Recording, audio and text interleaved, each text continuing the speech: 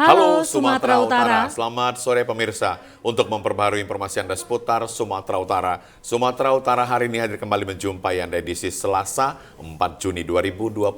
Kali ini bersama saya Keriawan Sembiring. dan saya Gina Febriona. Sejumlah informasi teraktual seputar Sumatera Utara telah dirangkum oleh tim redaksi kami. Berikut berita selengkapnya.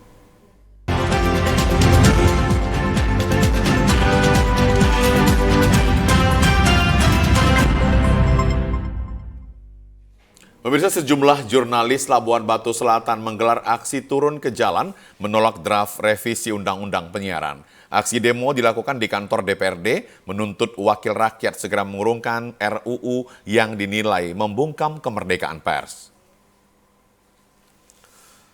Dengan membentangkan sejumlah poster tuntutan, puluhan jurnalis yang tergabung di dalam Aliansi Jurnalis Labusel meneriakan tolak draft RUU penyiaran di depan kantor DPRD. Para jurnalis meminta DPRD untuk menyampaikan tuntutan soal draft RUU penyiaran kepada DPR RI.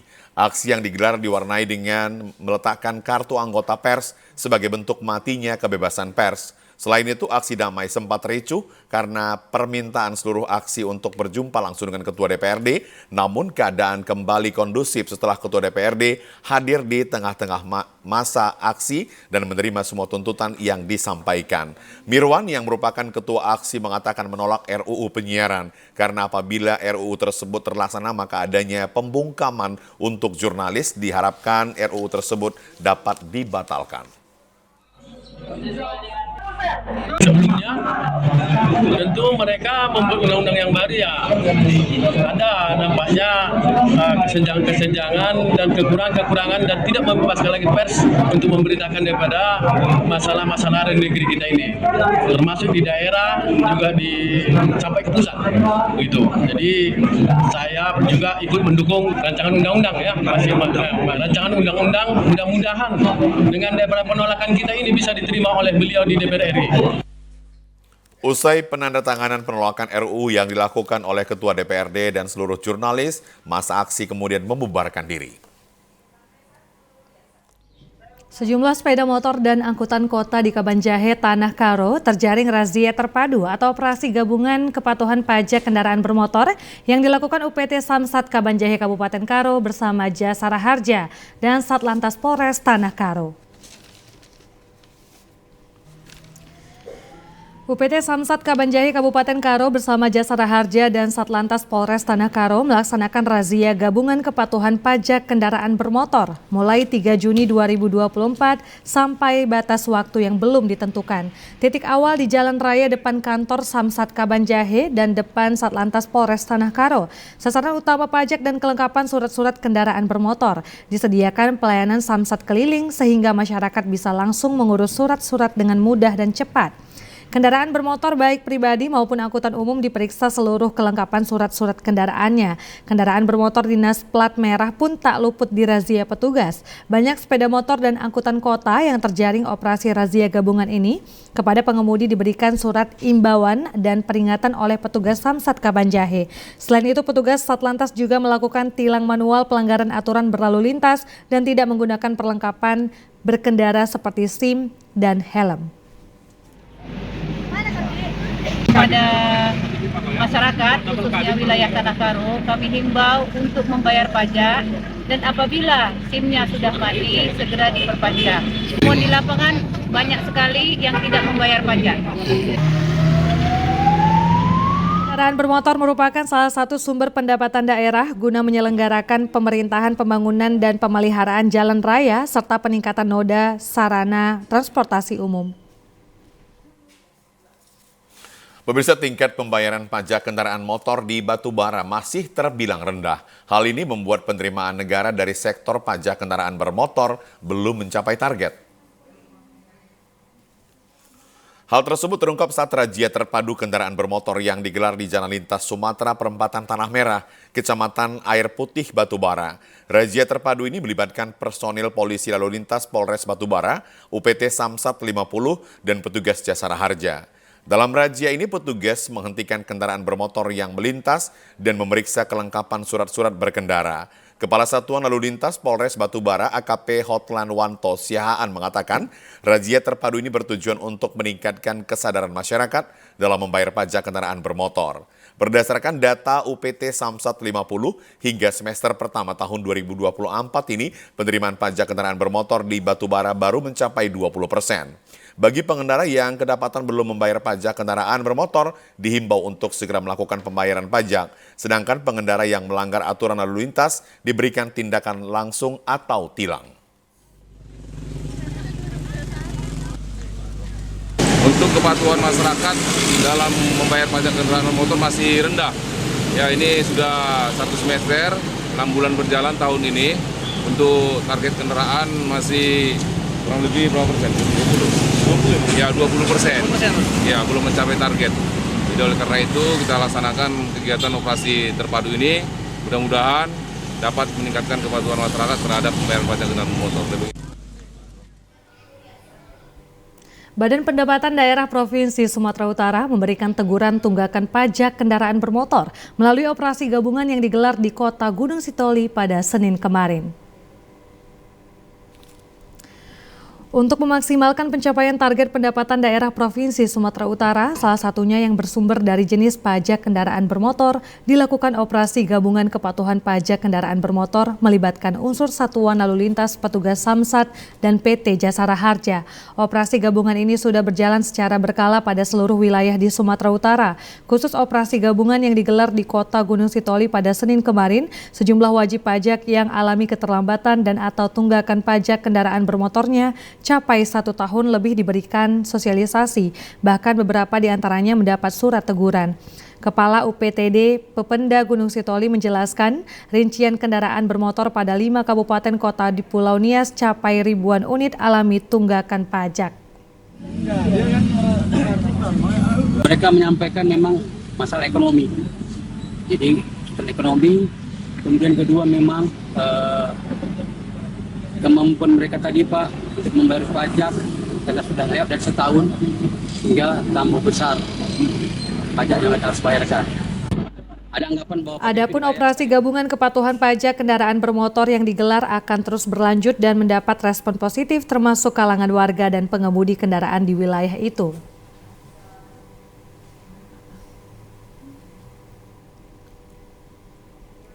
Semua agar aman dengan kendaraan dan semua. Kita berterima dengan sangat baik.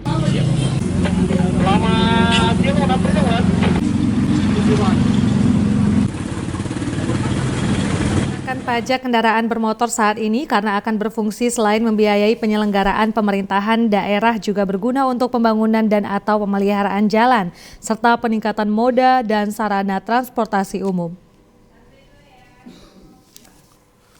Kita ke informasi lain, pemirsa. Sumatera Utara mengalami inflasi 0,48% per Mei 2024. Badan Pusat Statistik Sumatera Utara mencatat komoditi cabai merah sebagai penyumbang inflasi yang cukup tinggi.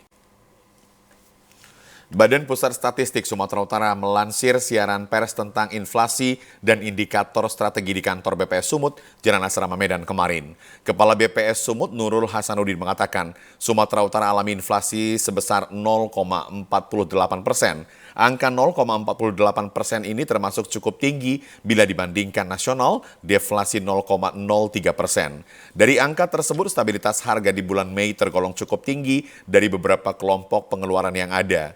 Tertinggi ada di kelompok makanan, minuman, dan tembakau dengan inflasi 1,43% dengan andil 0,52%. Dari 8 kota indeks harga konsumen, Kota Medan mengalami inflasi tertinggi mencapai 0,59%. Pematang Siantar 0,58%, Kabupaten Karo 0,44%, Deli Serdang 0,40%. Sementara itu Padang Sidimpuan mengalami deflasi sebesar 0,08%. Berdasarkan data BPS Sumatera Utara Komoditi yang menyumbang inflasi per Mei secara bulanan ada cabai merah 0,37%, bawang merah 0,23%, daging ayam ras 0,08%.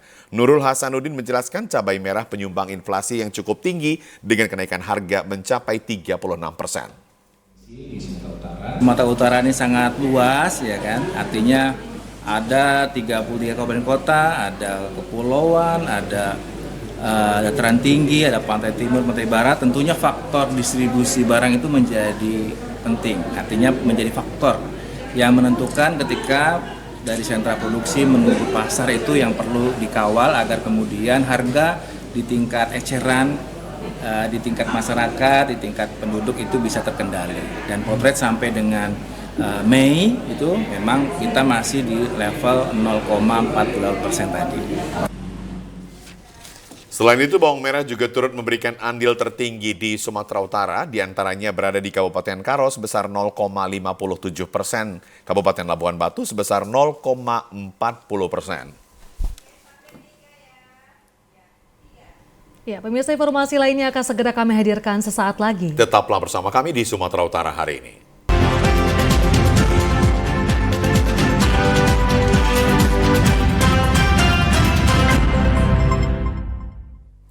Pemirsa, Wali Kota Medan Bobi Nasution dan mantan Wakil Gubernur Sumatera Utara Musara Jeksa secara bersamaan mengunggah foto bersama dengan pose berjabat tangan di sosial media. Usai foto tersebut viral, Bobi menyebut dirinya bertemu dengan Ijek dalam rangka silaturahmi.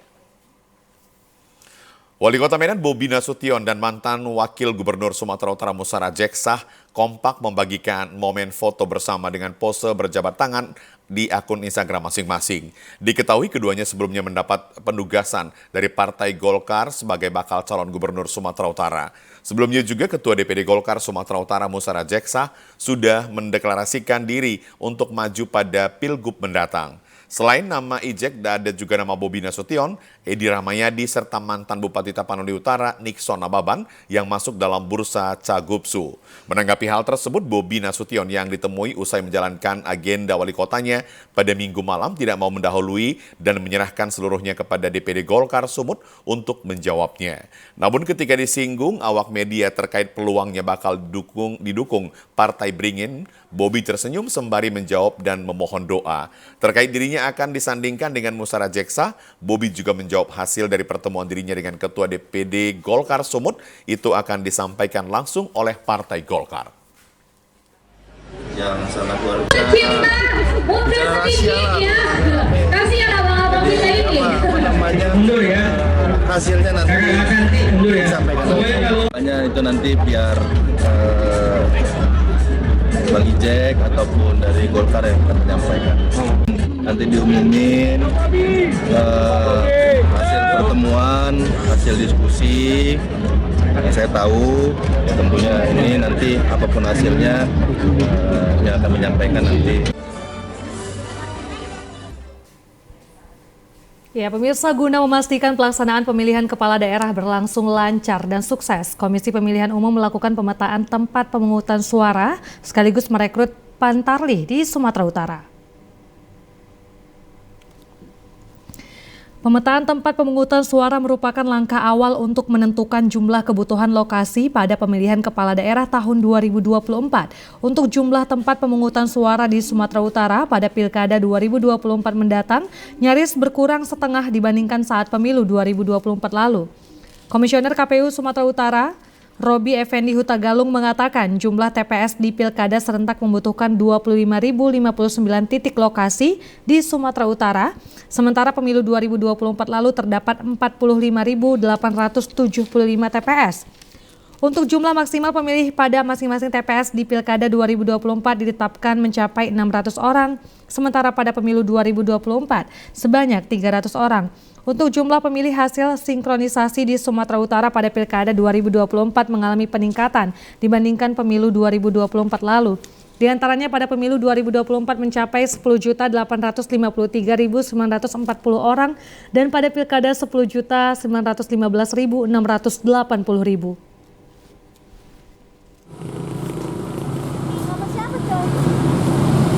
Untuk tahapan pelaksanaan Pilkada 2024, KPU Sumut belum lama ini sudah melakukan pemetaan TPS.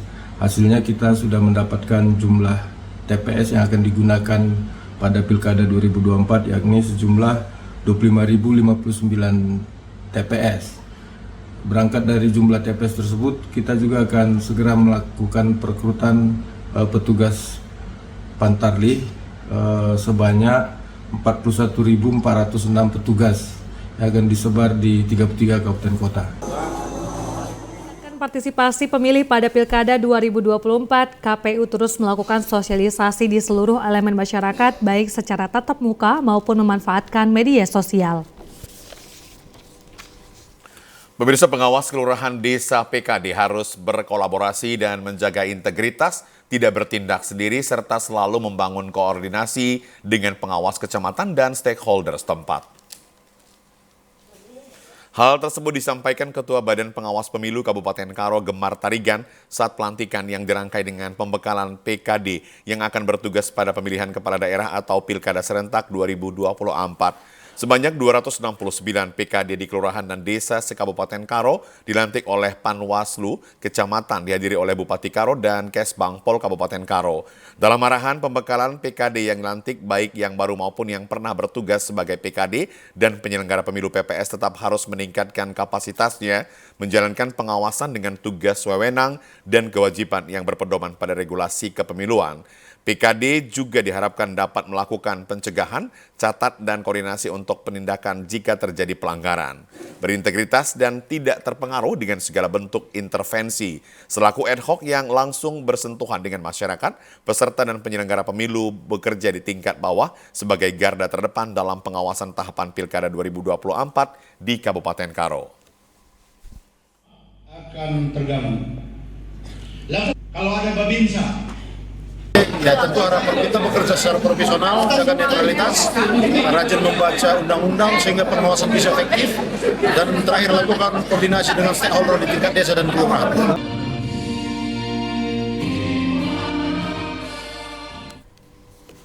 Ya, pemirsa, KPU Toba saat ini tengah memberikan tenggang waktu dalam tahapan perbaikan data dukungan untuk calon perorangan atau independen mulai tanggal 3 sampai dengan 4 Juni 2024. Tahapan perbaikan data dukungan untuk calon perorangan tersebut sesuai dengan Surat Dinas KPU RI nomor 815 tentang Permin Syarat Dukungan Bapaslon Perorangan, perubahan jadwal penambahan, tahapan perbaikan data dokumen surat dukungan. Hal ini diungkapkan oleh Ketua KPU Toba, Sugar Fernando Sibarani, di kantor Sekretariat KPU Toba Baliki, Kabupaten Toba pada hari ini. Sugar menjelaskan saat ini ada 2 Bapaslon yang telah mendaftarkan diri di KPU Toba dari jalur perorangan atau yaitu Poltak Sitorus dengan Puriam Nai Borhu dan Turman Hutapea dengan Ronald Panjaitan. Sesuai hasil verifikasi di aplikasi Silon saat ini, masih ditemuinya syarat surat dukungan yang belum memenuhi syarat, baik secara internal dan eksternal. Ada beberapa hal yang membuat hasil verifikasi dokumen dukungan tersebut belum memenuhi syarat, seperti dukungan ganda dan penginputan data yang berulang dan kesalahan pengetikan data yang tidak sesuai dengan NONIK KTP. Sugar menyebutkan sesuai hasil verifikasi dokumen data, surat dukungan di aplikasi Silon saat ini untuk pasangan Poltak Sitorus dengan Puriam Naiborhu, jumlah dokumen surat dukungan sebanyak 14.048 surat dukungan. Sedangkan untuk pasangan Turman Hutapea dan Ronald Panjaitan 17.499 surat dukungan. Sementara itu syarat surat dukungan harus memiliki surat dukungan minimal sejumlah 14.948 jiwa atau sekitar 10% dari daftar pemilih tetap Kabupaten Toba. Permin. Dalam tahapan Permin hingga tanggal 29 Mei kita sudah selesai melakukan itu. Kemudian muncul surat dinas 815 dari KPU terkait soal penjadwalan dan juga penambahan tahapan. Jadi ada tahapan perbaikan terhadap hasil Permin. Pemirsa, untuk menyampaikan berbagai informasi tentang perguruan tinggi kepada halayak ramai, media podcast adalah sarana yang sangat tepat digunakan. Karena selain dapat dilihat secara berulang-ulang, audiens juga dapat menyaksikan secara audio dan visual. Perguruan tinggi sebagai pusat lembaga pendidikan selalu menyampaikan informasi yang dibutuhkan masyarakat maupun pemerintah karena perguruan tinggi melakukan berbagai riset tentang banyak hal. Untuk menyampaikan hasil penelitian dan upaya kampus dalam memberikan kontribusi bagi masyarakat melalui pengabdiannya, sarana podcast adalah media yang sangat efektif.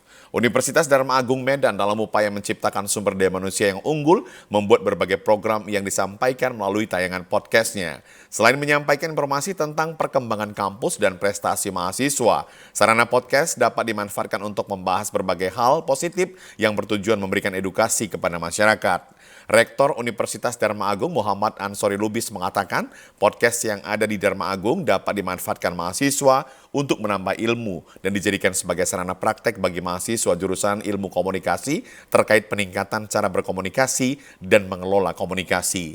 Melalui podcast dapat disampaikan berbagai program studi yang dapat dipilih masyarakat untuk menempuh pendidikan tinggi.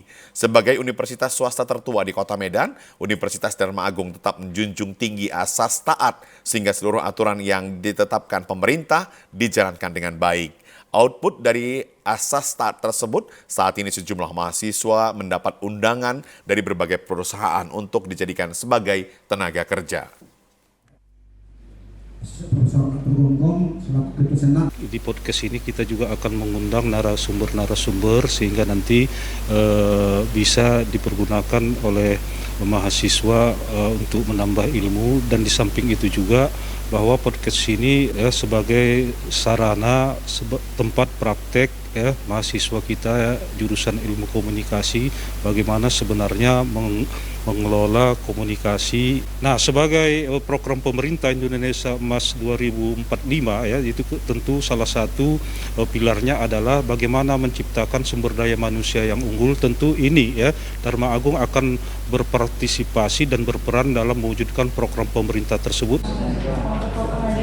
Sebagai bentuk dukungan atas diresmikannya studio podcast Dharma Agung, Direktur Biro Komunikasi dan Bantuan Hukum BKBH UDA, Asof Profesor Dr. Gom Siregar, mengapresiasi rektor dan jajarannya untuk terus memanfaatkan podcast dalam mendukung perkembangan Universitas Dharma Agung Medan. Sementara itu, perwakilan Ketua Yayasan Perguruan Dharma Agung, Robert Sihotang, mendukung penuh operasional studio podcast Dharma Agung Medan. Ratusan wartawan bersama keluarga yang bergabung di Persatuan Wartawan Indonesia Sumatera Utara bersilaturahmi sembari menikmati keindahan alam Taman Wisata Bukit Lawang, Kabupaten Langkat kemarin siang. Family Gathering PWI Sumut itu dihadiri Ketua PWI Pusat Henry CH Bangun dan Ketua PWI Sumut Varianda Putra Sinik yang memberikan motivasi semangat kerja menyajikan berita yang berkualitas. Dalam sambutannya, Ketua Persatuan Wartawan Indonesia Pusat Henry CH Bangun mengapresiasi pelaksanaan Family Gathering PWI Sumut 2024.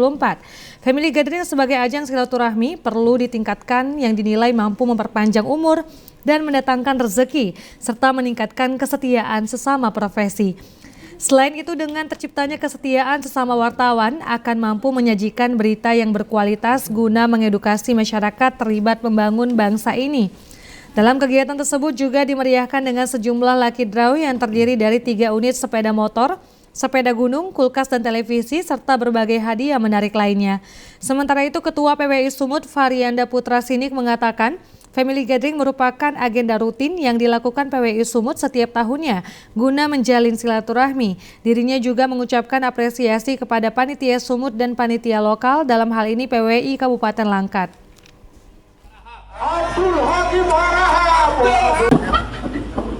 Esensi atau intinya kita membuat Family Gathering ini adalah untuk membuat satu sama anggota, sama keluarga besar PWI, supaya saling kenal, saling sapa, gitu. Kalau udah kenal kan sayang ya kan, tapi kalau nggak kenal lucu kan, itu lagi. Jadi Family Gathering ini utamanya adalah mempererat satu. Bismillahirrahmanirrahim. Saya dengan ini berkomunikasi lahir dan batin. Lalu kita saling. Gathering mewakili PJ Gupsu Yazid Matondang, mewakili PJ Bupati Langkat Wahyu Diharto, mewakili Kapolda Sumut yakni Kapolres Langkat AKBP Rahmat Hussein Simatupang, perwakilan Kodim 0203 Langkat dan Kajari Langkat.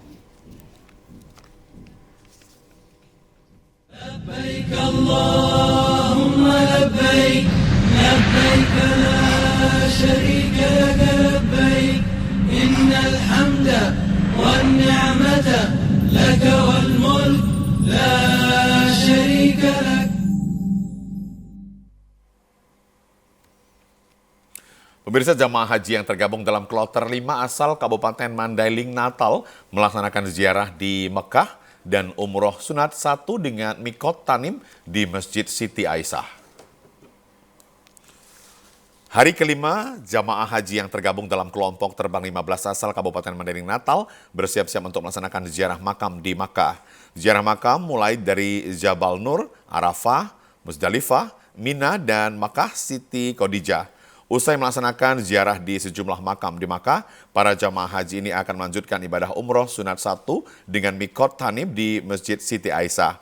Dikabarkan kondisi jamaah haji asal Kabupaten Mandailing Natal alhamdulillah sehat walafiat dan semua tahapan ibadah haji hingga hari kelima ini masih berjalan baik dan lancar.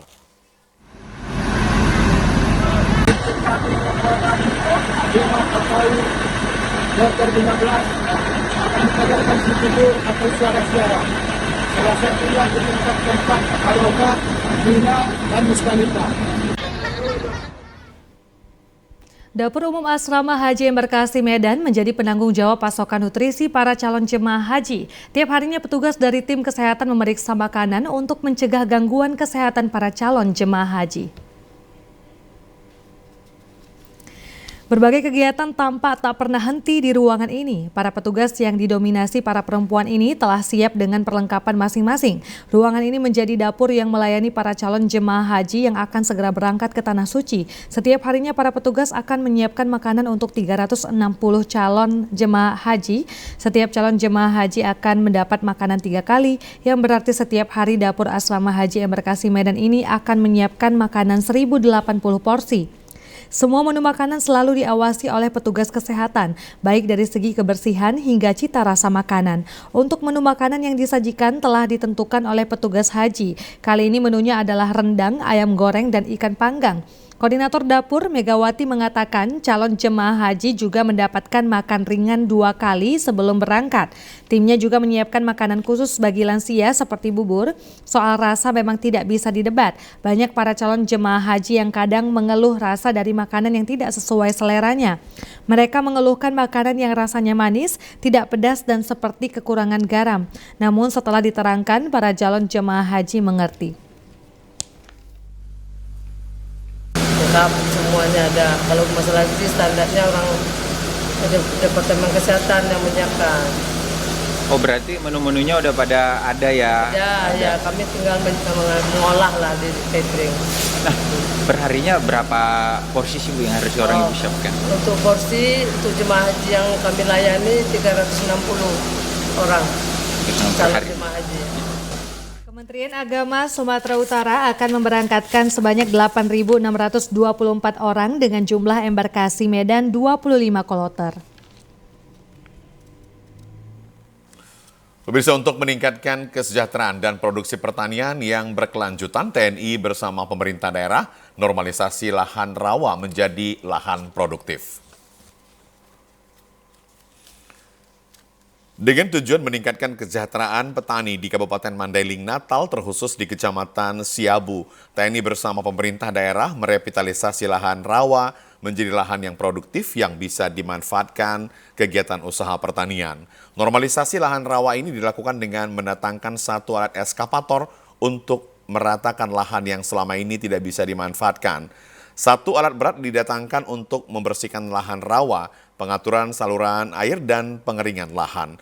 Normalisasi lahan rawa ini melibatkan TNI yang sudah terlatih dalam medan langsung mengoperasionalkan alat berat untuk meratakan lahan rawa tersebut. Kegiatan ini merupakan program TNI Kodim 0212 Tapanuli Selatan.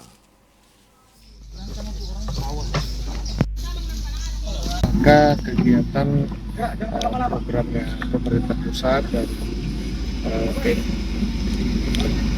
lembaga ketahanan pangan.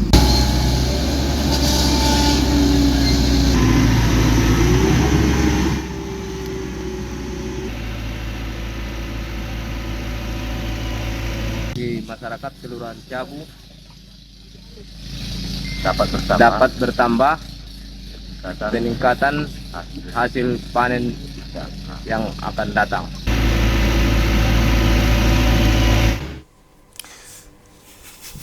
Diharapkan dengan adanya normalisasi lahan rawa ini, petani dapat meningkatkan hasil panen petani di daerah tersebut. Pemirsa, petugas gabungan BPBD Mandailing Natal memotong dan membersihkan pohon besar di sepanjang jalan lintas Sumatera untuk antisipasi bencana cuaca ekstrim. Sejumlah pohon besar di jalan lintas Sumatera di Kabupaten Mandailing Natal ditebang petugas gabungan.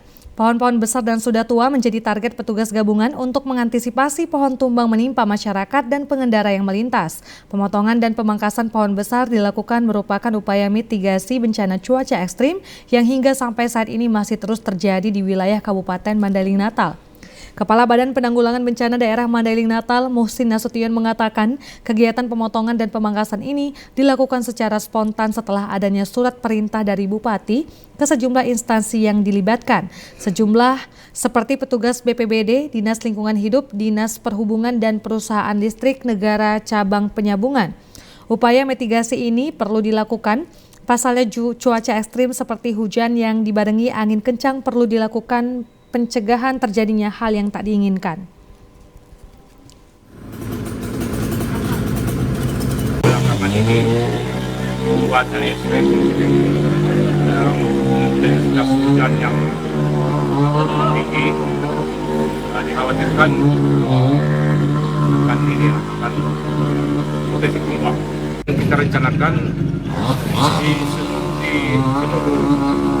Kabupaten Mandailing Natal sudah di jalan protokol mulai dari Sihepeng sampai ke Sekolah. Rencanakan sekitar 20 hari kerja ya, 20 hari kerja. Ini dilaksanakan selama 20 hari kerja yang melibatkan puluhan personil dari berbagai instansi pemerintah daerah menggunakan 3 alat Singso, 1 unit mobil Skywalker, 2 unit mobil dump truck. Kita ke informasi lain, pemirsa. Petugas unit Reskrim Polsek Medan Tembung meringkus seorang tersangka pelaku pembobol anjungan tunai mandiri di kawasan SPBU Haji Anif Deli Serdang. Hingga kini polisi masih mendalami terkait pelaku kemungkinan sebagai kelompok spesialis pembobol ATM. Rekaman kamera pengawas di salah satu anjungan tunai mandiri ATM ini memperlihatkan detik-detik saat tersangka berinisial PA ini melancarkan aksinya. Tersangka melakukan kejahatannya dengan bermoduskan berpura-pura menolong korban. Tersangka terlebih dahulu mengganjal tempat pemasukan kartu di mesin ATM. Lalu saat korban merasa ada masalah, tersangka lalu berpura-pura menolong korban, lalu menukarkan kartu ATM palsu miliknya dengan milik korban dan menguras isi ATM korban. Kapolsek Medan Tembung Kompol Johnson Sitompul mengatakan tersangka menguras ATM ini korban bernilai puluhan juta rupiah. Berdasarkan pengakuannya, tersangka melakukan aksinya ini mayoritas terjadi di wilayah hukum Polsek Medan Tembung, yakni ATM kawasan SPBU Haji Anif dan Laudendang Deli Serdang.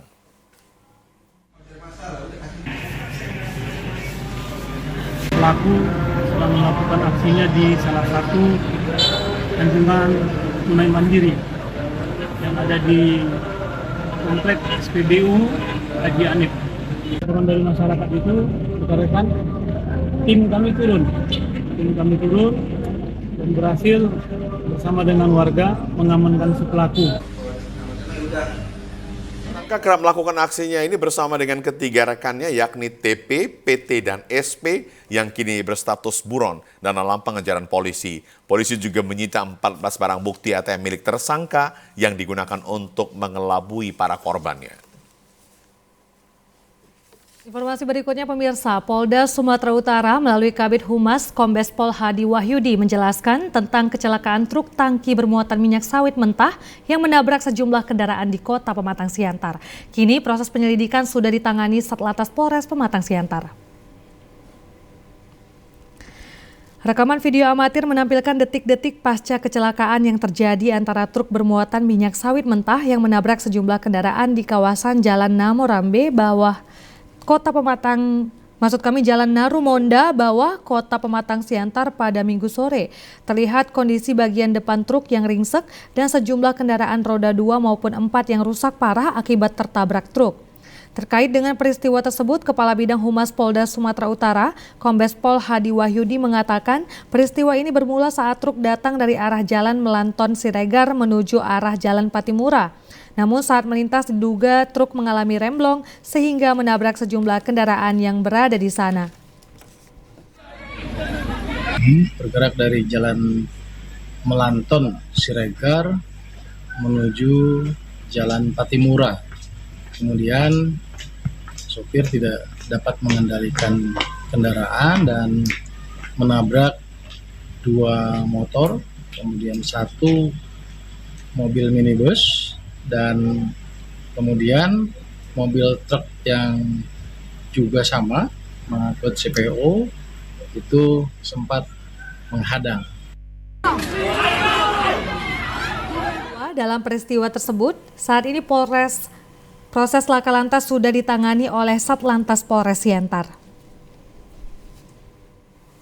Pemirsa, diduga mengemudi dengan kecepatan tinggi saat unit minibus lompati pembatas jalan dan menabrak pohon. Sempat terdengar dentuman keras saat kejadian laka tunggal tersebut. Video amatir merekam pasca 1 unit mobil minibus berwarna hitam yang melaju dari arah Jalan Gatot Subroto mengalami kecelakaan di Jalan Iskandar Muda Baru. Dalam video tersebut terlihat warga sekitar membantu proses evakuasi mobil yang sudah berada di tengah-tengah pembatas jalan. Saidah Sirait, saksi mata, menjelaskan mobil yang datang dari arah depan melaju dengan kecepatan tinggi. Diduga tak melihat jalan menikung, pengemudi pun keterusan hingga melompati pembatas jalan dan terhenti setelah menabrak pohon. Sempat terdengar suara dentuman keras saat terjadinya laka tunggal ini. Warga sekitar pun membantu mengevakuasi korban. Beruntung tak ada korban jiwa dalam peristiwa ini, namun mobil yang dikemudikan mengalami kerusakan parah di bagian depan.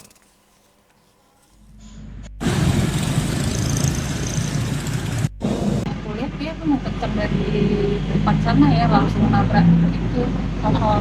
Nabrak pohon di trotoar itu? Iya.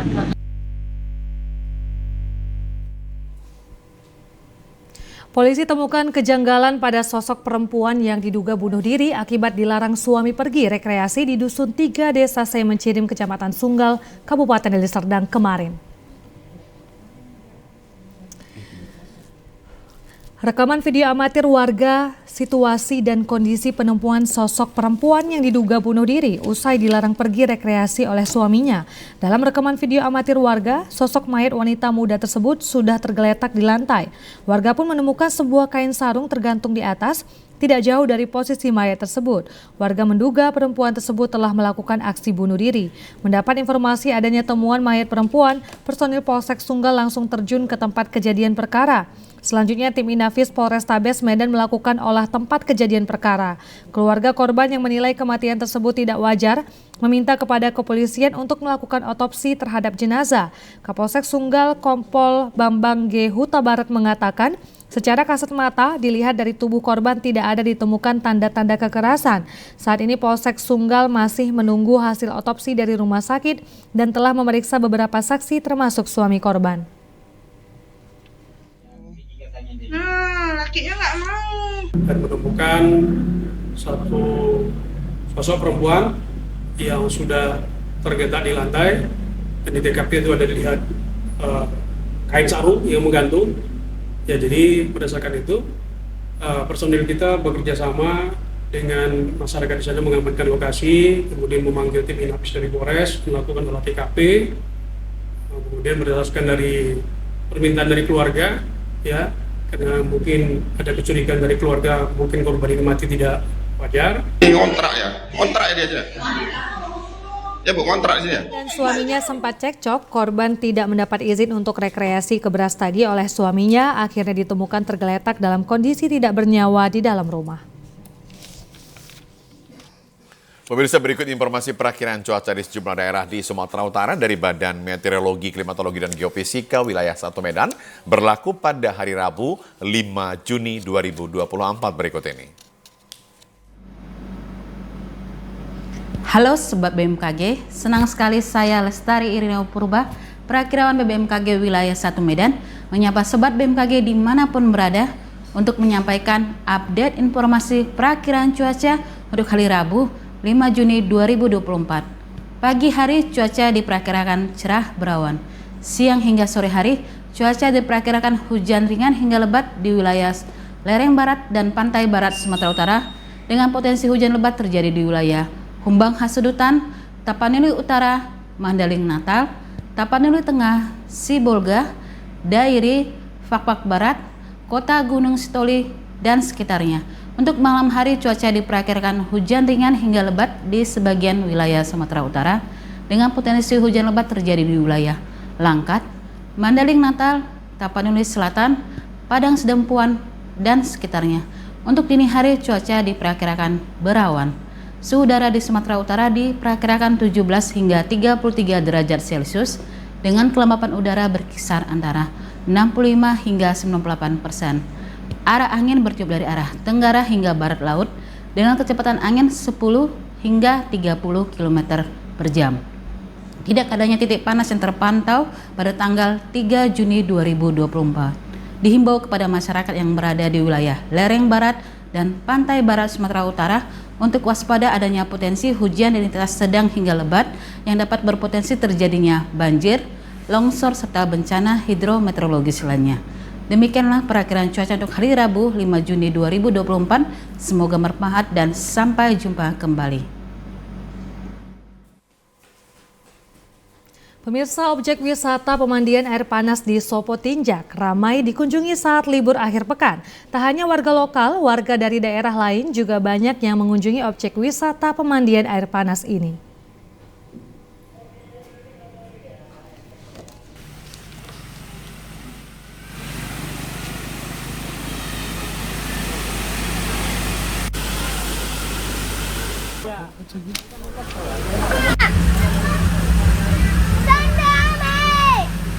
Kecamatan Penyambungan Selatan, Kabupaten Mandailing Natal, Sumatera Utara menjadi salah satu alternatif untuk mengisi waktu libur akhir pekan. Di wisata ini kita bisa membawa keluarga atau teman untuk berekreasi dan melakukan terapi dengan air panas yang alami. Wisata air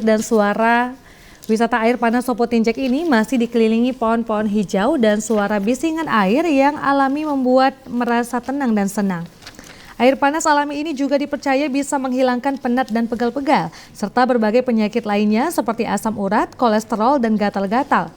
Di objek wisata ini juga sudah disediakan fasilitas umum seperti musola, toilet, dan berbagai makanan mie instan serta minuman lainnya. Berjarak kurang lebih 1 jam dari pusat kota Penyambungan, wisata yang berada di pinggir jalan Tanobato Muara Soma ini selalu ramai dikunjungi warga saat hari libur. Tak hanya pengunjung lokal saja yang datang ke objek wisata ini, bahkan dari luar kota pun berdatangan untuk menikmati pemandian air panas Sopotinjak ini.